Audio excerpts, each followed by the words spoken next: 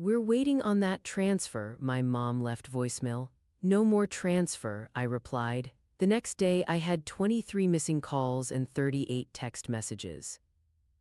The email arrived on a Tuesday, nothing special about that day otherwise, just another morning of spreadsheets, client calls, and too much coffee. I almost didn't check my personal account during lunch, almost. Subject line, OMG, did you see this? From my cousin Melissa. The video attachment took forever to load on the office Wi-Fi, 43 seconds that changed everything.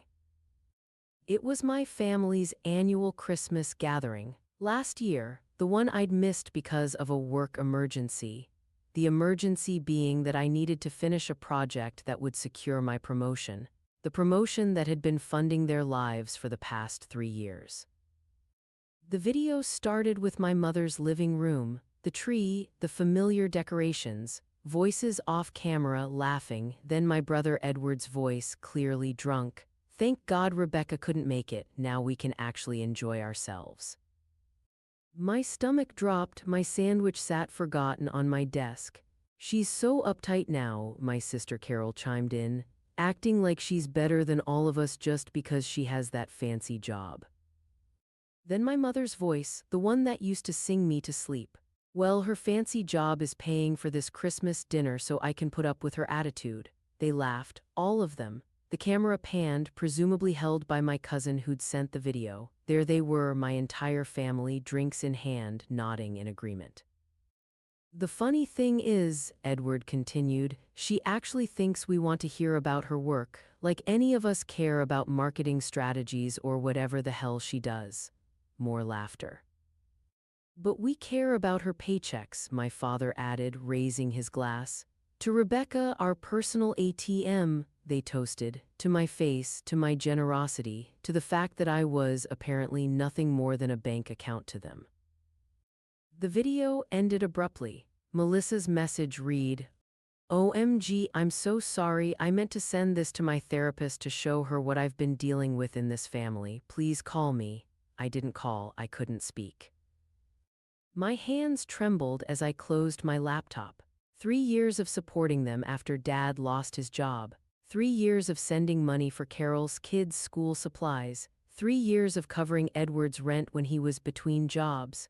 3 years of believing we were a family that stuck together through hard times. I made it to the bathroom before throwing up. The rest of the workday passed in a blur. I smiled at colleagues. I finished my presentation. I nodded at appropriate moments during meetings, but inside I was replaying those 43 seconds on loop. Our personal ATM, the drive home was dangerous. Tears kept blurring my vision. I had to pull over twice to breathe. By the time I reached my apartment, a strange calm had settled over me. The kind that comes after a storm has destroyed everything. There's nothing left to lose. I checked my phone, 5 missed calls from Melissa, 2 from my mother, probably their monthly request for money. It was the first of the month, after all. I set the phone down without returning any calls. Instead, I opened my banking app and looked at my transaction history. The regular transfers to my family members appeared like clockwork. Mom and Dad, $1,200 month for mortgage help, Edward. $800 month for temporary rent assistance. Going on 2 years now, Carol, $500 month for the kids' needs plus the emergency requests that came between, car repairs, medical bills, school trips. In total, I'd given them over $95,000 in the past 3 years. Money that could have gone toward my own dreams. The house I wanted to buy, the master's degree I'd put on hold, the vacation I hadn't taken in 4 years.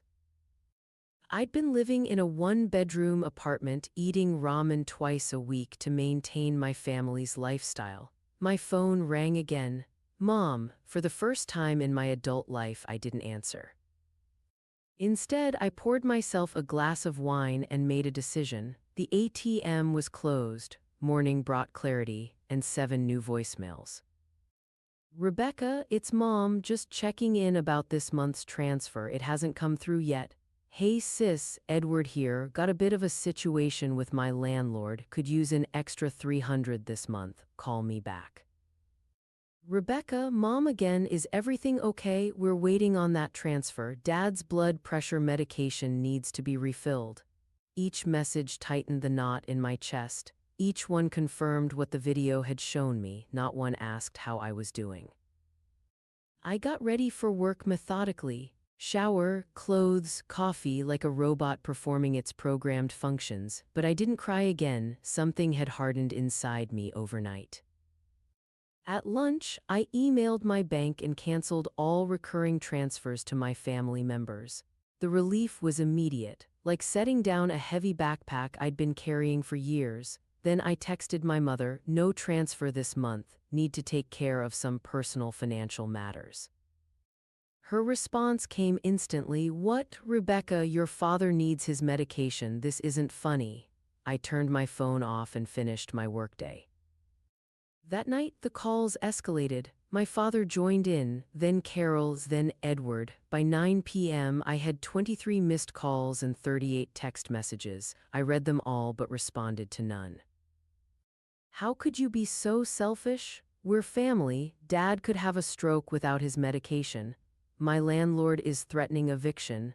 The guilt was suffocating. I almost caved, almost reached for my banking app to send the money. 3 years of conditioning had trained me well. But then I remembered the video, the laughter, the toast, our personal ATM. I turned my phone off again and slept better than I had in years. A week passed. I changed my phone number, created a new email address, went temporarily dark on social media. I needed space to think, to recalibrate my understanding of family, of love, of my own worth.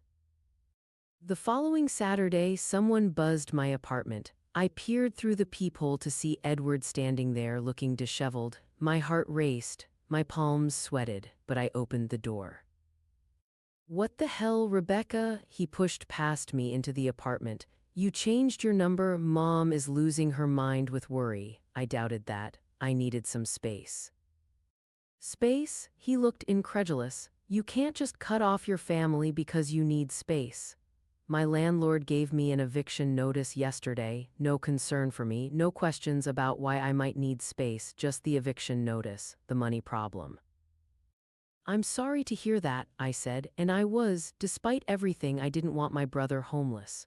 Sorry doesn't pay my rent, Rebecca. He ran his hands through his hair, exasperated. Look, whatever is going on with you, can you just send the money and then deal with your, whatever this is? That's when I knew for certain I wasn't a sister to him. I was an ATM with inconvenient emotions.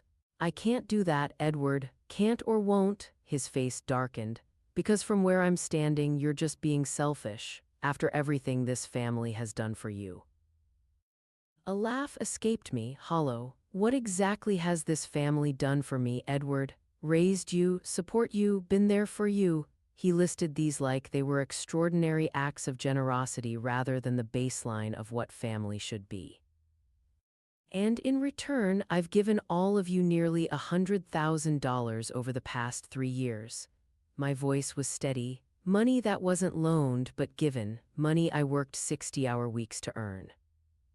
He had the decency to look uncomfortable, but only briefly. We needed it. You didn't. You don't know what I need, Edward. None of you ever asked. He scoffed. What, are your feelings hurt because we don't fawn over your fancy job? Grow up, Rebecca. That's when I told him about the video, watched his face change as I described exactly what I'd seen. What I'd heard. He tried to backpedal. We were just joking around, you know how family is after a few drinks. No, I don't know, I said, because apparently my understanding of family was completely wrong. I asked him to leave. Surprisingly, he did, but not before telling me I was making a huge mistake, that I'd regret turning my back on family. Maybe he was right, but as I closed the door behind him, I felt something unexpected, relief, like I could finally breathe again. The next day, I received an email from my mother. The subject line, "We need to talk." The message was brief. Rebecca, whatever you think you know, you're misunderstanding. We're your family. We love you. Please call me so we can sort this out. No acknowledgement of the video, no apology, just gaslighting and emotional manipulation. I didn't respond. 3 days later, a more desperate email arrived. Your father had to borrow money from his brother for his medication. Is that what you wanted, to humiliate us, to make your father beg? The guilt stabbed at me. I'd never wanted to hurt them, only to stop letting them hurt me. I wrote back a single line: Dad has a pension and Social Security. His medication costs $43 per month with his Medicare coverage. I knew this because I'd previously researched it when I started helping with their finances. They had income, not abundant but enough to cover necessities without my help. What they didn't have was enough to maintain the lifestyle they'd grown accustomed to, the lifestyle my money had been funding. My mother didn't respond to that email. A month passed. The silence from my family was both painful and peaceful. I missed them, or rather, I missed who I thought they were. I missed belonging, having people who knew my history, who shared my blood. But I didn't miss the anxiety that came with every phone call, every text message, every family gathering where I felt more like a resource than a daughter or sister. During that month, I did something revolutionary. I started spending money on myself. I booked a weekend trip to the beach. I signed up for a photography class I'd been eyeing for years. I started looking at real estate listings for my own home, not just dreaming about it. And I started therapy, because untangling yourself from people who have convinced you that their needs matter more than yours is complicated work. 6 weeks after Edward's visit, Carol showed up at my office. I was walking out after work when I spotted her sitting on a bench near the entrance, her 2 kids beside her. My heart sank. Using the children was a low blow even for them. Aunt Rebecca, 8-year-old Lily, ran toward me, arms outstretched. I hugged her tight, genuinely happy to see her. The children were innocent in all this. 5-year-old Ben followed, wrapping himself around my legs. We missed you. Mommy said you were lost, but we found you. I looked at Carol over their heads. Her expression was a practiced mix of concern and relief. We've been so worried, she said, stepping forward to hug me. I let her, but remained stiff in her embrace. You disappeared on us. I changed my phone number, I corrected, and told Mom why I wasn't sending money anymore. She winced at the direct mention of money, glancing at the kids. Can we go somewhere to talk, maybe get ice cream? She directed this last part to the children, who immediately began jumping with excitement. I agreed, not wanting to have this conversation in front of my workplace or disappoint the kids. We walked to a nearby ice cream parlor, the children chattering about school and friends, oblivious to the tension between their mother and me. After they were settled with their cones at an outdoor table where we could see them through the window, Carol got down to business. Look, I don't know what happened between you and Mom and Edward, but I saw the video, Carol. I kept my voice low. From last Christmas. Her face fell. She recovered quickly. Oh, that, we were all just joking around, Rebecca. You know how family is. The same line Edward had used, like they'd rehearsed it. Joking about me being your ATM, about only tolerating me because of my paychecks? She had the grace to look ashamed. We'd been drinking, it was stupid. Yes, it was. I stirred my melting ice cream, no longer interested in eating it. But it was also honest, the most honest any of you have been with me in years. That's not fair, she protested. We love you. Maybe you do, I conceded, but you don't respect me or care about my well-being. You only care about what I can give you. She started to object, but I cut her off. When was the last time you asked me about my life, Carol, about my dreams, my struggles? Have you ever wondered why I live in a tiny apartment while sending your kids to private gymnastics classes? Her silence was answer enough. I would have helped if you'd actually needed it, I continued. That's what family does, but you took advantage, all of you, and you didn't even have the decency to pretend to like me while doing it. Tears filled her eyes. For a moment I thought they might be genuine until she spoke. I don't know how we're going to make it without your help, Rebecca. Ben's therapy sessions aren't covered by insurance. Lily needs braces soon. Always about the money, never about our relationship, I sighed, suddenly exhausted. You'll figure it out, Carol, the same way other families do, budgeting, making choices, taking on extra work if necessary. That's easy for you to say with your big salary. My salary that I earned by working through weekends and holidays, by pursuing higher education, by making sacrifices. I met her gaze steadily. The same opportunities have always been available to you. She scoffed. I have children. That was your choice. The words came out harsher than I intended. I softened my tone. I'm not saying it's easy. I'm saying it's not my responsibility. We sat in silence for a moment, watching the kids through the window. They were laughing, trying to catch drips from their cones. I do love you, Rebecca, Carol finally said. We all do, in our way. Their way, conditional, transactional, not the way I needed to be loved. I love you too. It was true, despite everything. But I can't keep doing this, it's killing me. She nodded slowly, perhaps understanding for the first time that this wasn't a negotiation. It was a boundary. I treated the kids to another round of ice cream before they left, hugged them tight, promised to send birthday presents. I wasn't cutting them off, they were innocent in all this. As they walked away, Ben looked back and waved, his little face serious. Bye, Aunt Rebecca, don't be lost again, okay? My heart cracked. I wasn't the one who was lost. 3 months passed, fall turned to winter. The holidays approached, my first without family obligations. I bought myself a small Christmas tree, decorated it with ornaments I chose, not ones laden with childhood memories, invited friends over for a potluck dinner on Christmas Eve. It was different but not terrible. On Christmas morning, I woke to an email from my father, the first direct communication from him since everything happened. Rebecca, it began, no dear or Merry Christmas. Your mother wanted me to reach out. Things have been difficult since you cut us off. Edward had to move back home. Carol's kids won't get much for Christmas this year. Is that what you wanted, to punish the children? No mention of missing me at Christmas, no acknowledgement of why I'd cut them off, just more guilt. I deleted the email without responding.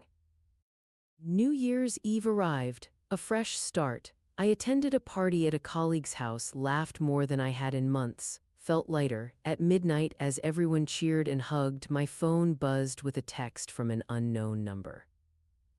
It was Edward. Happy New Year, sis. I miss you. Can we talk? I'm ready to listen.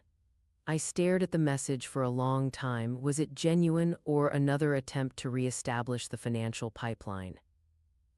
I decided it didn't matter. I wasn't ready to let any of them back into my life yet. Maybe someday, but not now, not until I was strong enough to maintain my boundaries. I didn't respond. I was building a life that was truly mine, not mortgaged to support others. In April, exactly 1 year after seeing the video, I received a letter from my mother, handwritten, 10 pages long. I almost didn't open it, but curiosity won out. My dearest Rebecca, it began, already different from my father's terse email. She wrote about how the past year had forced them to confront their behavior, how they'd taken me for granted, used me. She acknowledged the video, saying those moments haunted her now. We were wrong, she wrote. So terribly wrong, not just in what we said that night, but in how we've treated you for years. I have no excuse other than to say that it happened gradually. First a small loan here, then another there, until we began to expect it, to feel entitled to your success without considering the cost to you. She went on to describe how they'd adjusted to life without my support. Edward had taken 2 jobs and moved into a smaller apartment. Carol had started an online business selling crafts. They'd downsized their own home. We're managing, she wrote. It's been hard but necessary. We should have been doing this all along instead of depending on you. The letter continued with memories from my childhood. Good ones, times when we'd been a real family before money complicated everything. I'm not writing to ask for anything, she concluded. Only to say that I'm sorry, that we're all sorry, and that if you ever want to try again to have a relationship based on love and respect rather than financial obligation, we're ready, but only when and if you are. She signed it with love and regret, Mom. I folded the letter carefully and put it away, didn't respond immediately, needed time to process, to decide what I wanted. A week later, I sat down and wrote my own letter, not long, just 1 page. I listed every financial sacrifice I'd made for them, not to make them feel guilty, but to acknowledge the reality of what had happened. I deserved that recognition. Then I wrote about the pain of discovering how they really saw me, how it had forced me to reevaluate everything I thought I knew about family and love. I don't know if we can rebuild, I concluded. But if we try, it needs to be different. I am not your ATM, I'm your daughter, your sister, a person with my own needs and dreams. If you can see me, really see me, perhaps we can start again. Slowly. I mailed the letter the next day. Then I took my dog for a long walk in my new neighborhood, breathing in the scent of spring flowers, feeling the warmth of sunshine on my face. Whatever happened with my family, I was going to be okay. I'd learned the most valuable lesson: the price of being loved shouldn't be the sacrifice of your own well-being. Some relationships cost too much, and I was finally brave enough to close the account.